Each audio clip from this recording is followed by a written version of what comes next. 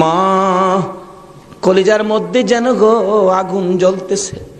বাবা গো কিছুই যদি না বলেন আমি ফাতেমা বুঝতে বাকি না। ফাতেমা রে যা, আমার আদুরের নাতি দইকে লইয়া চল বাড়িতে যায়। ফাতেমা একটু পরে পরে চোখের পানি মুছে, মাবুদ আমার সন্তান বুঝি কুরবানি কবুল হয়ে গেছে। আমার আল্লাহ কই ফাতেমা রে, সন্তানের জন্য মায়ের দোয়া আমি আল্লাহ কবুল করেছি। লম্বা ঘটনা। ঈদের দিন সকালবেলা হাসাইন হুসাইন দুই ভাই বাড়ির বাহিরে দেখতেছে অনেক ছোট্ট ছেলেরা নতুন জামা পরে ঈদগায় যায়। দৌড়ায় ডাকতেছে, মা সকল ছেলেরা নতুন জামা পরে ঈদের দিন, আমরা দুই ভাইয়ের নতুন জামা কোথায়? নতুন জামা দিবেন না? ফাতেমা বলে, জামা তো তোমাদের হয় নাই, তাহলে কিন্তু আমরা গোসল করব না, ঈদগায় যাব না। ফাতেমা বলেন, বাবা তোমরা দুই ভাই গোসল করে আসো, আসলেই তোমাদের নতুন জামা দর্জি দেয়া যাবে, গোসল করতে যাও। দুইজন গোসল করে আর কয় নতুন জামা বলে দিয়ে যাবে। মা বলছে, আমরার মা তো জীবনে মিথ্যা কথা কয় না। আরেকজনে কয়, দুই ভাই তো, এক ভাই কয় নতুন জামা পামুনি, আরেকজনে কয় জামা যদি না পায় আমরা মারে কি কমু, গোসল করো, চলো গোসল করে যায় দেখি না পাই কিনা। ফাতেমা গোসলখানায় সন্তান পাঠায়া 2 রাকাত নামাজ পড়ছে। বলুন কি করছে? ওখানের মার আর আসেনি নামাজ নাই। এলাকায় তো হুসাইনের পাগল জন্ম হয় না, এলাকায় তো হুসাইনের রক্তের প্রতিদান দেওয়ার মানুষ দেশে হয় না। ওখানের মাদের মধ্যে এই আদর্শ নাই। ফাতেমা 2 রাকাত নামাজ পড়ে হাত বাড়াইছে, মাবুদ আমি তো বলেছি গোসলের পরে জামা পাবে, তারা যদি গোসল করে আইসা জামা না পায় তারা বলবে নবীর মেয়ে হইয়া আমরার মা মিথ্যা কথা কয়, জান্নাতি মহিলাদের সর্দারিনী হইয়া আমাদের মা মিথ্যা কথা কয়। মাবুদ গো আমার ইজ্জত রাইখো, ও মাবুদ আমার ইজ্জত রাইখো, আমার 2টা কলিজার টুকরা সন্তানের জন্য 2টা জামার ব্যবস্থা তুমি আল্লাহ করো। এ ডাক দিছে, মায়ের দোয়া তো কবুল। আল্লাহ বলেন, জিবরাইল জান্নাত থেকে 2টা সুন্দর পাঞ্জাবি হাসাইন আর হুসাইনকে দিয়ে আসো। 2টা পাঞ্জাবি নিয়ে হাসাইন হুসাইনের বাড়ির সামনে হাজির। হাসাইন হুসাইন কোথায়? তোমাদের জামা তো তৈয়ার হয়েছে। কিতাবে আসছে জামাগুলির রং ছিল একটা সবুজ আর একটা লাল। 2 ভাই দৌড়ায় আসছে, কোনটা নিবা? জিবরাইল মানুষের বেশ ধরে ডাকতেছে, কোনটা নিবা? হাসাইন বলেন, আমারে সবুজটা দেন, সবুজটা দেন। হুসাইন বলেন, আমারে লাল জামা দেন। 2 জনে জামা হাতে নেয় আর বাড়ির ভিতরে রুমের ভিতরে মা ফাতেমার কলিজা দরফর শুরু করছে। মনাদাত শেষ করে বাহিরে আসেন, কেন আমার কলিজা দরপর করে? এমন সময় 2 সন্তান 2টা জামা লইয়া মায়ের সামনে হাজির। মা দেখো কত সুন্দর জামা দর্জি আমাদেরকে দিয়ে গেলেন। ফাতেমা একটা চিৎকার মারছে, সন্তানেরা রে জামা গায়ে লাগাইস না, কেন জানি আমার কলিজা দরপুর করে রে, এই জামার মধ্যে কি হাকিকত রয়ে গেছে আমার বাবার কাছে জানতে হবে। 2 জামা লইয়া 2 সন্তান লইয়া নবীজির কাছে যাইতেছে। এই পাশে জিবরাইল এসে বলে, হুজুর গো হাসাইন আর হুসাইন জামা নিয়ে আসতেছে হাকিকত জানার জন্য, আপনি বলে দিয়েন সবুজ জামা হাসাইন নিয়েছে। হাসাইন তো আপনার উম্মতের নাজাতের জন্য কুরবানি 2 ভাইয়ের বেলায় কবুল করেছে আমার আল্লাহ। হাসাইন সবুজ জামা নিয়েছে, আপনার উম্মতেরা হাসাইন বিষ খাওয়াইয়া সবুজ করে দুনিয়ার থেকে বিদায় করে দিবে। আপনার আদরের নাতি হুসাইনকে লাল জামা যার হাতে দেখবেন আপনি মনে করবেন কারবালার জমিনে এ হুসাইনকে বল্লম তীরের আঘাতে লাল লাল করে দিবে। আমার নবী হাসাইন হুসাইন কাছে আসলে অন্য সময় খুশি হতেন, আজকে দেখে দূর থেকে চোখের পানি ছেড়ে দিলেন। ফাতেমা বলেন, বাবা গো অন্যদিন খুশি হইতে আজকে কেন কান্দ বুঝতে পারতেছি না। আমার নবী বলেন, ফাতেমা রে আয় আমার হাসাইন আর হুসাইন লইয়া 2 জনকে বুকে লইয়া কান্দে, আমার উম্মতের নাজাত দিবানি। আজকে সেই হাসাইনের হুসাইনের মায়া নাই, সেই নবীর মহব্বত নাই, সেই ফাতেমার জীবনী আমাদের কাছে নাই, আহলে বায়াতের চিন্তা আমরা কেউ করি না। নবীজি কুল থেকে ছেড়ে দিলেন, হাসাইন আসো তোমার জামাটা খুব সুন্দর হয়েছে। হুসাইনকে টাইনা বুকে ধরে বলেন, হুসাইন রে তোর জামাটাও খুব সুন্দর হয়েছে।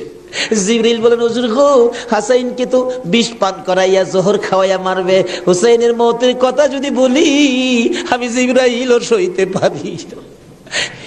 তো নির্মম ভাবে হুসাইনকে কারবালার জমিনে গো আপনার উম্মতেরা, হারা মুসলমান, হারাও কি নামে না কামে? বল নামে না কামে? নামে। একটা হলো নামে মুসলমান, আরেকটা আছে কামে মুসলমান। মুসলমানের ভাগ দুইটা, একটা হলো এজিদি মুসলমান, আরেকটা হলো হুসাইনি মুসলমান। আপনারা কোন মুসলমান হবেন? আরো জোরে কোন কোন মুসলমান হবেন? এটা হলো কামের মুসলমান, আর এজিদি মুসলমান হলো নামের মুসলমান। আমার নবী মাবিয়ার ছেলে ছিলেন এজিদ। মাবিয়াকে রাসূল বলেছিলেন, মাবিয়া তুমি কিন্তু বিয়ে করো না। তাহলে বোঝা গেল বিয়ে করলে যে এই বিপদ হবে আমার রাসূল জানতেন। জানতেন কিনা? আরো জোরে কোন জানতেন কিনা? ইমাম সাহেব, আপনাদের ইমাম সাহেব আগে ওয়াজ করছেন, আমার রাসূল যে জানতেন এই ঘটনা সুন্দর করে ওয়াজ করছেন। কোন কোন ভাইয়ের আছে এগুলি আবার যুক্তি তুলে ধরে, রাসূল যদি জানতেনই তাহলে উহুদের জমিনে রাসূল মাইর খাইলেন কেন? যে জানবেন মাইর খাবেন কিন্তু জান না কেন গিয়া মাইর খাইলেন, কথাটা কিন্তু যুক্তিসঙ্গত, কি বলেন ঠিক না? আমি এই ভাইকে বলবো অনেক সময় জান নাও যাইতে হয়। আজকে মনে করেন আপনার বাবার মার্কেট, আপনার বাবা মার্কেট করে দিয়ে গেছে, এটা আপনার পিতৃ সম্পত্তি। অন যদি কিছু মানুষ জোর করে যদি সম্পত্তি দখল করতে চায়, আপনার বাবার সম্পত্তি জোর করে তারা নিবে গা, আচ্ছা আপনার জান থাকবে না যাবে এই চিন্তা করবেন আপনি? এই সম্পত্তি উদ্ধার করতে যাবেন না? উদ্ধার করতে গিয়ে অনেক সময় লোক মারাও যায়, তারপরও কি এই সম্পত্তি কি ছাইরা দেয় নাকি? এই সত্য উদ্ধার করতে গিয়ে উহুদের জমিনে আমার নবী জানতেন মার খাবে, কিন্তু সত্য উদ্ধার করতে গিয়ে জান্নাও আমার নবী উহুদের জমিনে গেছে। আর যদি জান্না না যাইতো তাহলে আজকে আমরা এই সত্যের নিশান আমাদের হাতে আসতো না। জানে না, কে বলছে? জান্নাও নবী সত্য উদ্ধার করতে গিয়েছে।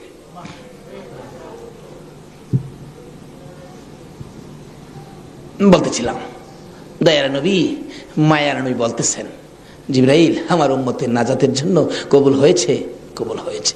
হাসাইন আর হুসাইন দুই ভাই আঞ্জায়া ধরে দুই গালে চুমায়া চুমায়া বিদায় দিয়েছে। হুসাইনকে কোনদিনই বলতেছেন, হুসাইন হুসাইন, দুই গালে চুমা দেয়, তুমি আমার আমি তোমার। তোমাকে যে কষ্ট দেয় সেজন্য আমাকে কষ্ট দেয়, আর তোমাকে যে ভালোবাসা দেয় সেজন্য আমি রাসূলকে ভালোবাসা দেয়। আজকে হুসাইনের ভালোবাসা এখানে বসা, হুসাইনের অনেক পরে আওলাদে রাসূলকে ভালোবাসা। ইতিহাস খুলে দেখুন, যেই ভালোবাসায় হযরতে জুনায়েদ বাগদাদী রাহমাতুল্লাহ আল্লাহর ওলি হয়েছে। জুনায়েদের জীবনী খুললে পাওয়া যায়, জুনায়েদ ইরাকের বাদশার পালিত পালোয়ান ছিলেন। এত বড় পালোয়ান ছিলেন, বাবারে বাবা। ইরাকের বাদশা একদিন বলেন, জুনায়েদ এত খানা তোমাকে খাওয়াই, এত টাকা বেতন তোমাকে দেই, তুমি কত বড় পালোয়ান হইলা, তোমার শক্তি তো আমি দেখলাম না, আমাদের তো দেখা দরকার ছিল। জুনায়েদ বলেন, ঘোষণা দেন না, ইরাকের জমিনে এমন কোনো মারপোলা নাই আমাকে কুস্তির মধ্যে পরাজয় করবে, আমি বিজয়ী হব। যদি কেউ পরাজয় করতে পারে বলে দেন 10,000 টাকা পুরস্কার। একটা ঘোষণা সাধারণভাবে আমাদের দেশের হিসাবে দিলাম বুঝার জন্য। বাদশাহ পোস্টারিং করে দিলেন, আমার জুনায়েদকে কুস্তি লড়ে হারাইতে পারলে 10,000 টাকা পুরস্কার দেওয়া হবে। আর ওদিক দিয়ে এই পোস্টার দেখলেন নবীজির আওলাদ, নবীজির বংশের একটা লোক 3 দিন পর্যন্ত বাচ্চাদের মুখে খানা দিতে পারে না, গরিবী অবস্থা, হাঁটতেছে, রোজগারের তালাশে ঘুরতেছে, কোনো রোজগারের বাও হলো না, বাচ্চারা না খাইয়া 3 দিন পার হয়ে গেল। ডাকতেছেন, হাইরে পোস্টার দেখা যায় কুস্তি লইরা জিততে পারলে 10,000 পুরস্কার, আর সন্তানকে যখন খানা দিতে পারি না, আর জীবন রাইখা লাভ কি? কুস্তি লইরা জুনায়েদের সাথে জীবনটা দিয়ে ইলাই, এই মুখ আর সন্তানরে দেখাবো না। যাই বলতেছে, এখানে অফিসে কে আছে? আমি তো জুনায়েদের সাথে কুস্তি লড়বো, হাতির সাথে মশা। কই জুনায়েদ? আর কই? মানুষে কয়, মিয়া কুস্তি লড়তে আইছো না মরতে আইছো? জুনায়েদরে দেখছো? কয় না দেখি নাই। দেখে আসো। বাবারে বাবা, কি বেটা, এই নাকি জুনায়েদ? আপনি জুনায়েদ? হ্যাঁ, আমি তো আপনার সাথে কুস্তি লড়তে আইছি। জুনায়েদকে লড়তে আইছো না মরতে আইছো? আচ্ছা যেটা মরা পরে দেখা যাইব, নাম লেখেন। নাম লেখছে। রবিবার দিন আপনাদের কর্ণফুলী মার্কেটের মাহফিল, আজকে এই দিনই ধরলাম, রবিবার দিন মাঠের মধ্যে হাজার হাজার মানুষ জুনায়েদের মতো পালোয়ানকে কুস্তি লড়ে হারাবে, কুস্তি লড়বে। হ্যাঁ জানি কেমন পালোয়ান। মাঠের মধ্যে নামছে, 3 দিন পর্যন্ত খানা নাই, বাচ্চাদের চিন্তা, হাঁটতে পারে না, হাঁটলে পয়রা যা। মাঠে গিয়ে নামছে, জুনায়েদ তো নামছে হাতির মতো এক পুরুষ, লেফারি মাঝখানে দাঁড়ায়, কয়ে কি আইলু রে, কার সাথে কি? দর্শকেরা কয়ে আমরা কি দেখবো, সময়টাই নষ্ট করলাম, এর সাথে কি খেলবো। এবার দেখা গেল খেলা শুরু হওয়ার আগে লেফারি জিগায়, এদিকে আসেন, আপনি কি লড়তে আইছেন না মরতে আইছেন? কয়ে আপনি মাতবুরি কম করেন, আপনি লেফারির দায়িত্ব পালন করেন, লড়লে আমি লড়বো, মরলে তো আমি লড়বো, আপনার বাবার কি লো? লেফারি কয় মাপ চাই বাবা, আপনি লড়েন, খুব ভালো করে লড়েন। লড়ার আগে ডাকছে, জুনাইদ এদিকে আয়, দুইটা কথা বলবো, বলো, আমাকে চিনো? জুনাইদ বলেন, না তো, তোমাকে তো চিনি না। কয় আমি আওলাদে রাসূল। জুনাইদ, যেই নবী না হইলে রে জগতের কিছু হইতো না, আমি সেই নবীর বংশের লোক, আমি সেই আওলাদে রাসূল। জুনাইদ রে, 3টা দিন পার হয়ে যায়, সন্তানের মুখে খানা দিতে পারি না, অসহ্য হইয়া জীবন দিতে আসছি রে জুনাইদ, তুই পারবি নি আজকে আওলাদে রাসূলের মুখে হাসি ফুটাইতে, আজকের এই ময়দানে রাসূলের বংশের কাছে পরাজয় বরণ করতে? জুনাইদ বলেন, ওই লোকটাই আমার সাথে কথা বলে সামনে দাঁড়াইয়া, আমি শুনি পিছন দিয়ে আমার নবী মদিনার থেকে ডাকে, জুনাইদ রে, পারবি নি রে আমি আওলাদে রাসূলের মুখে হাসি ফুটাইতে? এবার জুনাইদ 2টা চোখের পানি জর্জর করে ছেড়ে দিলেন। লেফারি সাহেব, বাঁশি বাজাও খো, জীবনের খেলা হবে। বাঁশি বাজাইলেন, খেলা শুরু হলো। আওলাদে রাসূল জুনাইদের গায়ে আঙ্গুলটা লাগাইলে জুনাইদ চিত হয়ে জমিনে পড়ে গেছে। লোকেরা বলেন মানি না, আবার লাগাও, আবার লাগাইলে, আঙ্গুল লাগাইলে জমিনে পড়ে গেছে।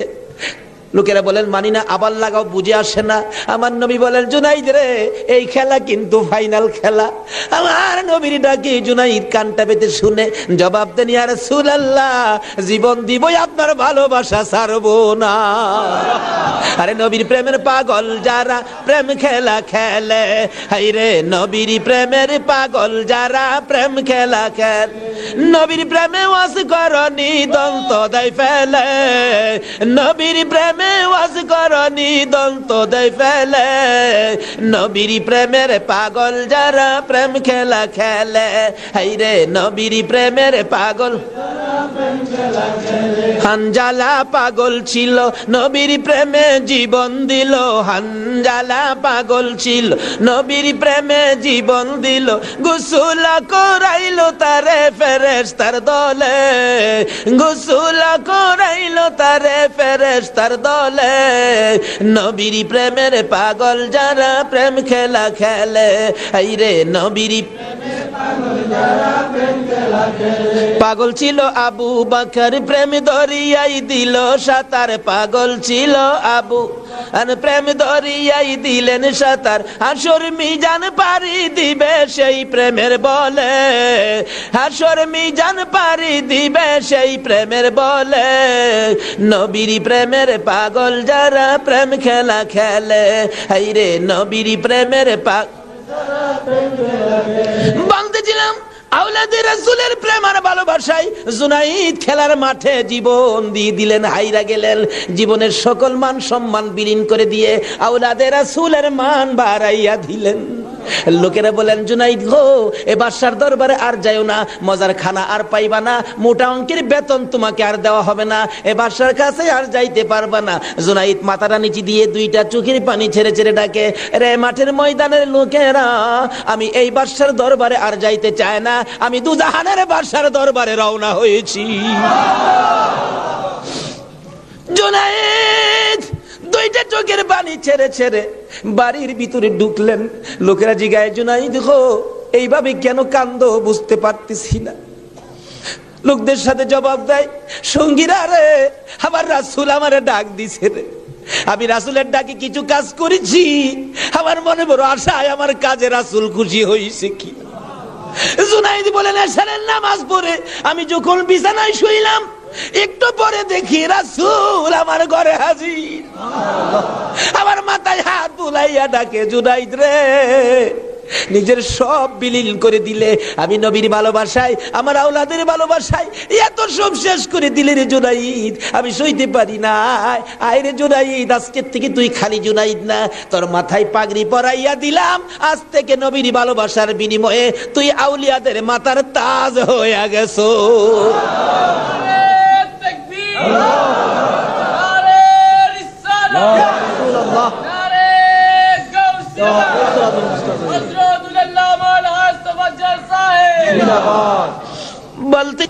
বলেছিলাম আওলাদে রাসূলের ভালোবাসায় যদি পালোয়ান আল্লাহর ওলি হয়ে যায়, আর যেই নবীকে বলেছেন, যেই নবী ঘোষণা দিয়েছেন হুসাইন তুমি আমার আমি তোমার, তোমাকে যে কষ্ট দেয় সে যেন আমাকে কষ্ট দেয়, তোমাকে যে ভালোবাসবে সে যেন আমাকে ভালোবাসলো। বলুন আজকে যারা হুসাইনের ভালোবাসায় বসে আছেন গো, বলুন আমার নবী ভালোবাসা দিবে কিনা? আমার নবী যাকে ভালোবাসে আল্লাহ তাকে ভালোবাসবে কিনা বলুন তো? কষ্ট হইতেছে ভাই? কারবালায় যাচ্ছি, আর আধা ঘন্টা সময় দেবেন? মাশাআল্লাহ, আল্লাহ কবুল করো সকলে বললাম। লম্বা ঘটনা, কারবালার ওয়াজ 1 বছর করে শেষ করা যাবে না। আমি সংক্ষেপ করে মেন কথাগুলো আপনাদের সামনে তুলে ধরতেছি।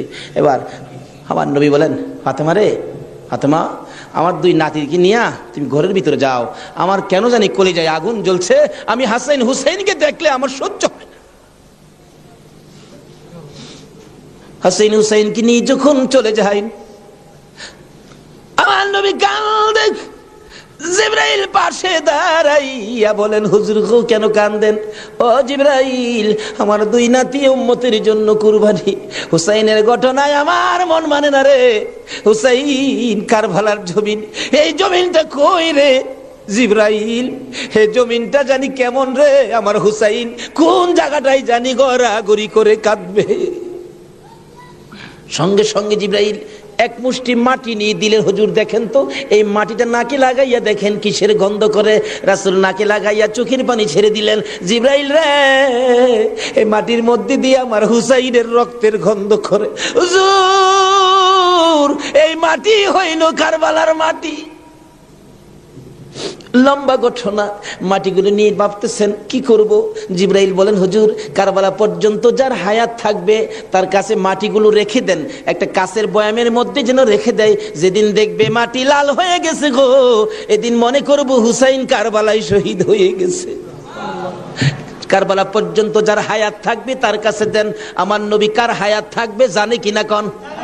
আমার নবী উম্মে সালমাকে লক্ষ্য করে ডাক দিলেন, উম্মে সালমা রে আয় আমার পাশে আয়। উম্মে সালমা কাছে আসলে নবীজি 2টা চোখের পানি ছেড়ে দিলেন। হুজুর ডাইকা আনলেন, কথা বলবেন, কান্দেন কেন? উম্মে সালমা রে কান্দি রে, কলিজা মানে না, এই মাটিগুলো তোর হাতে দিলাম, রেখে দিও। যেদিন দেখবে এ বোতলের মাটি লাল হয়েছে, এদিন তুমি বুঝে নিবা আমার হুসাইন উম্মতের নাজাতের জন্য কারবালায় শহীদ হয়েছে। উম্মে সালমা বলেন, আমি এই মাটি তখন বোতলের মধ্যে রেখে দিলাম। ওদিকে দিয়ে দয়ার নবী মায়ার নবী দুনিয়ার থেকে বিদায়, 4 খলিফা বিদায়, ফাতেমা বিদায়। এইভাবে আস্তে আস্তে আমিরে মাবিয়ার হাতে মদিনার শাসক ক্ষমতা। আমিরে মাবিয়া রাষ্ট্রের প্রধান, বুড়া হয়ে গেছে তো। এজিদ রাসূল বলছিলেন, মাবিয়ারে তুই বিয়ে করিস না, কিন্তু মাবিয়ার এমন এক রোগ হইল, লোকেরা পরামর্শ দিল কবিরাজরা বিয়ে করলে ভালো হয়ে যাবে, কিন্তু রাসূল নিষেধ দিছিলেন বিয়ে করিস না। কিন্তু রাসূল তো জানতেন, কি বলেন, জানতেন কিনা বিয়ে করিস না, কিন্তু বিয়ে করলেন। জন্ম হলো এজিদ। একটু বুড়া হয়েছে বাবা, এজিদ চক্রান্ত করতেছেন, বাবার ক্ষমতাটা আমার নেওয়া দরকার। কিন্তু এজিদ নবীর কথা মতো, নবীর প্রেম, নবীর ভালোবাসা এজিদের কাছে কখনো ছিল না। লোকেরা বলেন না, এইরকম একটা লোকের কথা আমরা মানতে পারি না, হাসাইনই তো আছে, আমরা হাসাইনকে মানবো। নবীজি ভবিষ্যৎবাণী করে দিয়ে গেছিলেন, আমি দুনিয়ার থেকে বিদায়ের 30 বছর পর হাসাইন ক্ষমতায় আসবে, হাসাইনকে মানুষ ভালোবাসবে, কিন্তু এজিদ হাসাইনকে থাকতে দিবে না। যাই হোক, লম্বা ঘটনা। এজিদ কয় হাসাইনকে কিভাবে শেষ করা যায়, 2জনই পথের কাটা, একজন হাসাইন একজন হুসাইন, 2জনকে শেষ করতে পারলেই তো আমার সুবিধাজনক পরিবেশ হয়ে যাবে। কি করব, কি করা যায়? এক কুটনি বুড়িকে এনে বললেন, তুমি কি পারবা হাসাইনকে শেষ করে দিতা? কুটনি বুড়ি কয়, এটা ব্যাপারই না। এমন কিসিমের মহিলা আছে না দেশ, খালি বেজাল লাগাই সংসারে। হাসাইন রাদিয়াল্লাহু তাআলা আনহুর বিবি ছিলেন 4 জন, সকলের ছোট বিবির নাম ছিলেন জায়েদা। জায়েদার হাতে শরবত খাইতেন সবসময়, তার হাতে শরবত খুব সুন্দর হতো আর কি, শরবত খাইতেন। হাসাইন ডাকতেছেন, জায়েদা শরবত দাও। শরবত দিলেন জায়েদা। দেখলো কুটনি বুড়ি জায়েদারে দিয়ে এই কামটা বানাই দিব। হাসাইন শরবত খায়া চলে গেলেন। বলেন, জায়েদা হাসাইন কি তোমার হাতে সবসময় শরবত খায়? প্রত্যেক দিন আমার খুব ভালোবাসে, আমার হাতে শরবতটা খায়, আর কেউর হাতে খায় না, আমার হাতে শরবত নাকি খুবই ভালো। হ্যাঁ, কুটনি বুড়ি কয় তোমার তো শরবত খায় কিন্তু তোমাকে ভালোবাসে না। কি বলো? আমি জানি ভালোবাসে, কই তুমি জানলে কি হবে, আমরা দূরের থেকে যা দেখি তোমার সবচেয়ে কম ভালোবাসে। একটা কাম করো, মেয়েরা কিন্তু খুব সরল মানুষ, সহজে বুঝ মাইনা যায়। একটা কাজ করো, কি আমি বিষ দিয়া যামু, বিষ খাওয়াইয়া হাসাইনকে মাইরা দাও, এজিদ হবে এদেশের প্রেসিডেন্ট বাদশাহ, আর তুমি হবে রানী। সহজে বুঝ মানলেন, সরল মানুষ তো। বিষ দিলেন, শরবতের সাথে দিয়ে খাওয়াইলে হাসাইন পিপাসিত ক্লান্ত, জায়দা শরবত দাও, শরবতের সাথে বিষ দিলেন, খাইলেন। খাওয়ার পরে বলতেছে জায়দা আজকে শরবতটা যেন কেমন কেমন লাগে, কি যেন গন্ধ করতেছে। জায়দা বলেন না তো, কিচ্ছুই না, কিন্তু দেখা গেল কিছুক্ষণ পর হাত পাওগুলি অবশ্যই আসতেছে, সমস্ত চেহারা লীল হয়ে গেছে, খালি জিহ্বাটা নড়তেছে, দুইটা চোখের পানি ছেড়ে দিয়েছে। জায়দা বুঝিছি, আজকে বুঝি নানার উম্মতের নাজাতের জন্য মায়ের দোয়া বুঝি আজকে কবুল হয়ে যাবে। জায়দারে না না, তোরে কিছু বলবো না, আমার ভাই হুসাইন কই? হুসাইনকে ডেকে ডেকে আমার পাশে আনো। হুসাইন খবর পাইয়া দৌড়াই আইসা দেখে বড় ভাইয়ের সমস্ত চেহারা সবুজ হয়ে গেছে। একটা চিৎকার মারছে, মা মা গো, তোমার দোয়া বুঝি আজকে কবুল হয়ে যায়। দৌড়ে যাইয়া হাসাইনের গলায় ধরছে, ভাই রে ভাই, কে তোমার এই অবস্থা করেছে? আমি হুসাইন তার প্রতিশোধ নিব। হাসাইন টাইনা টাইনা গলায় ধরে দুই গালে চুমাইতেছে, ছোট ভাই তো, বাইরে প্রতিশোধ নিস না, নানার উম্মতের জন্য মায়ের দোয়া কবুল হয়ে গেছে। হাসাইন একটা কথা তোরে বলে যায়, কিছুদিন পর তোর উপরও বিপদ আসবে রে, আমার মায়ের দোয়া তোর বেলায় তো কবুল হয়েছে। হাসাইন যেদিন বিপদে আসবে রে, কেউ তো তোর পাশে আসবে না রে হাসাই হুসাইন। এদিন আমি তো ভাই কাছে থাকতাম, আমিও তো দুনিয়ায় থাকতেছি না। হুসাইন রে, বেশি বিপদে পড়ে যখন কলিজার মধ্যে অশান্তি লাগবে, দুনিয়ার কাউরে ডাকিস না, নানা নানা কইয়া ডাকিস, কলিজায় শান্তি পাব। হাসাইন দুনিয়ার থেকে বিদায়। জি চক্রান্ত করে হুসাইনকে কিভাবে মারা যায়, হাসাইনকে মদিনায় ফালাইয়া, হুসাইনকে তো মদিনায় মারা যাবে না, চক্রান্ত করে ইবনে জিয়াদকে ডাক দিলেন। কুফা নগরীর গভর্নর, তুমি একটা কাজ করো, আমি ডাকলে তো আসবে না, কুফা নগরীর মানুষ দিয়া তুমি ডাইকা নিয়ে আসো হুসাইনকে কুফায়। কুফায় আনার পর হুসাইনকে আমরা শেষ করে দিব, আর আমাদের পথের কাটা থাকবে না। ইবনে জিয়াদ বলেন, কথা তো রাইট, চিঠি পাঠাও। চিঠি পাঠাইতে পাঠাইতে 40,000 চিঠি মদিনায় পাঠাইছে। হুসাইন চিঠি দেখে মুরব্বীদের কি বলতেছেন, চিঠি আসছে কুফায় যাইতে, যাবো কিনা বলেন। মুরব্বীরা চিঠি দেখে বলেন, হুসাইন রে, কুফার চিঠির রং ভালো দেখা যায়, কুফার তরবারির ব্যবহার ভালো হবে না। হুসাইন, আমরা অন্তত পক্ষে তোমাকে যেতে দিব না, হাসাইনের ব্যথাই তো আমরা বলতে পারি না, তোমাকে যেতে দিব না। 40,000 চিঠি, বলুন কয় হাজার চিঠি? মুরব্বীরা বলে এত চিঠি আছে, দাঁড়াও দেখি একটু পরামর্শ করে। একটা মিটিং করলেন, হুসাইনের পক্ষ থেকে কুফায় তোমরা কে যাইবা? আমাদের নিজেদের লোক যায়, হুসাইন পক্ষ থেকে একটা লোক কুফায় যায়, নিজেদের লোকের কোনো খবর যদি পায় তাহলে আমরা হুসাইনকে যেতে দিব, ও তাদের কথায় হুসাইনকে দেব না, আমরা নিজেরা পরিবেশ বুঝবো। কে যাইবা? একজন লোক দাঁড়াইলেন, ইতিহাস বলেন, যার নাম হলো মুসলিম বিন আকিল। মুসলিম বিন আকিল দাঁড়ায় বললেন, আমি যাব হুসাইনের পক্ষ থেকে। তার 2টা বাচ্চা ছিল, মোহাম্মদ ইব্রাহিম, সোনার পুতুলের মতো 2টা বাচ্চা, ছোট ছোট। বলে, আব্বা আপনি যদি চলে যান তাহলে আমরা তো মা নাই, আমরা কার কাছে থাকবো? তাদের মা মারা গেছে, কই থাকবো আমরা? তাইলে তোমরাও চলো। 3 জনের কাফেলা করে কুফা নগরীতে গিয়ে পৌঁছলেন হুসাইনের পক্ষ থেকে। হুসাইনের পক্ষের লোক পায়া কমপক্ষে 30,000 লোক হুসাইনের নামের উপর মুরিদ হইলেন, বাইয়াত গ্রহণ করলেন। ভাইসাব, বাইয়াত হওয়া, মুরিদ হওয়া সুন্নাত রাসূল। আবার কেউ কেউ আছে মুরিদ বাইয়াত লইয়া টিটকারি মস্কারি করে।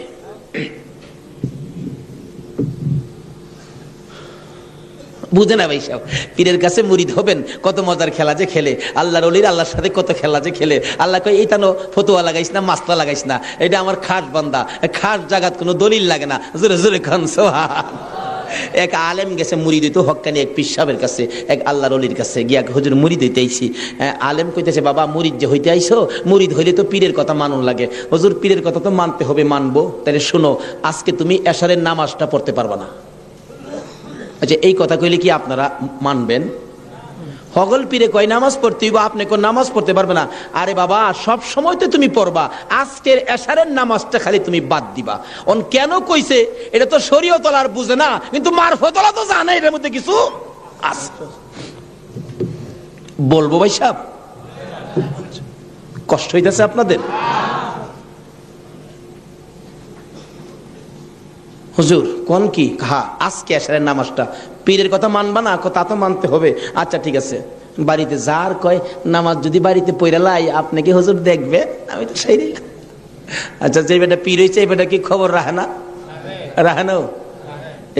এই চিটাগাঙ্গের পীর আমরা ভৈরবের খবর রাখতে পারে না?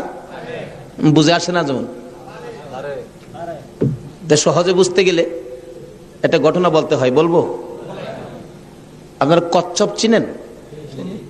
আপনারা কি করেন? এটা আরো কোনো নাম আছে নি? কচ্ছপ কয়, কাসিম কয়, আমাদের এলাকায় কাট্টাও কয়। কাট্টা, কসম, কাট্টিম যা আছে সব ঘুরে গেরা জিনিস একটা, ওই কি কর?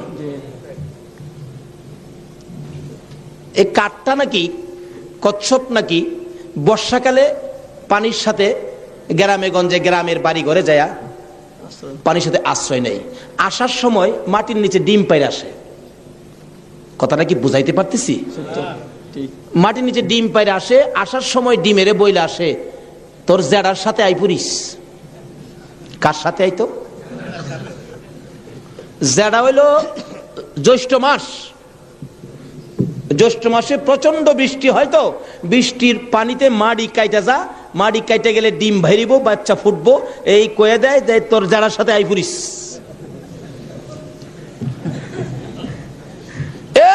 এই 3.5 মাইল দূরে ডিম পাইরা বইলে আইছে যারার সাথে আই পুরিস।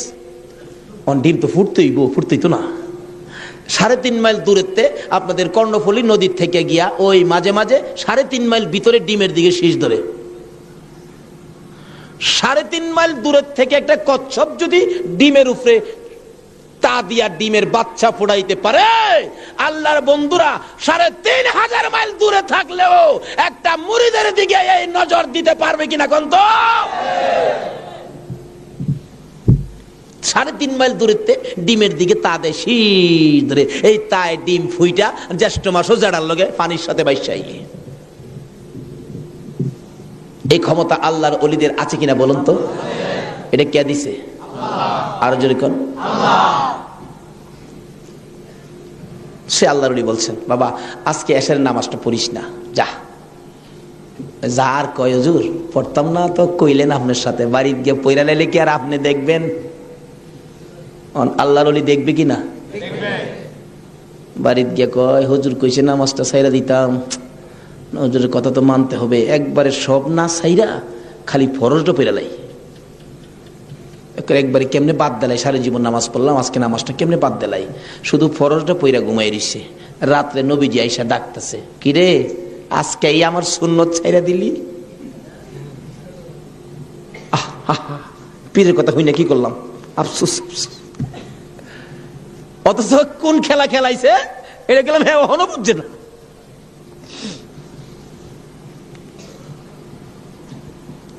সকালবেলা ফজরের নামাজ পড়া মনের দুঃখ খুলে যাইতেছে পিসাবের কাছে। পিসাব দূরে থেকে কয় কি ফেস বুঝি লাগছে, তাহলে বুঝা গেল খবর পিসাবের কাছে।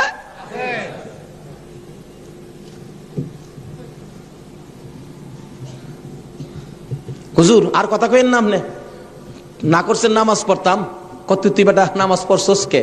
আরে কই কি আমি নামাজ পড়ছি না পড়ছি আপনি জানেন কেমনে? বেটা খালি সুন্নতটা বাদ দিছস, তোর খেয়াল নাই ফরজটা যে পড়ছস আমি কি জানি না মনে করছস? হুজুর বাইরে লাইছে, হুজুর কি ফেস হয়েছে জানেন কি? আমি খালি আপনি তো কইছেন নামাজ পড়িস না, একবারে কেমনে বাদ দেয়, আমি ফরজটা পড়ে ঘুমাই রয়েছি, সুন্নতটা পড়ি নাই, এই জন্য রাত্রে আইসে হুজুর আমারে ডাকতেছে নবীজি, কিরে আজকে আমার সুন্নত বাদ দিলাইলি? হুজুর এই সর্বনষ্ট হইছে। নবীজি এসে ডাকতেছে, আল্লাহর ওলি কয় বেটা এইটা লেগিতে কইছিলাম, আজকে যদি ফরজটা সহ ছাইরা দিতে, আজকের নামাজটা খালি ছাইরা দিতে, সুন্নতটা বাদ দিও না, নবীজি আইসা তোরে ডাকতেছে, যদি ফরজটাও বাদ দিতে আমার কথায় আমার আল্লাহ আয়া তোরে ডাকলো। ভাই সাহেব এটা বুঝতে গেলে শরীয়তের মাদ্রাসার পরে মারিফতের মাদ্রাসায় ভর্তি হতে হবে।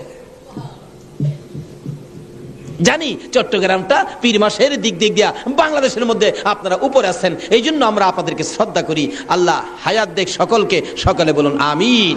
যাই হোক, ওইদিকে আমার আলোচনা না, আমার আলোচনা হলো কারবালা। যাই হোক, কারবালার দিকে পৌঁছে গেছি। আধা ঘন্টা সময় দিতে রাজি আছেন না আপনারা? আসুন, হাইরে কারবালা, যাচ্ছি এবার কারবালা। এবার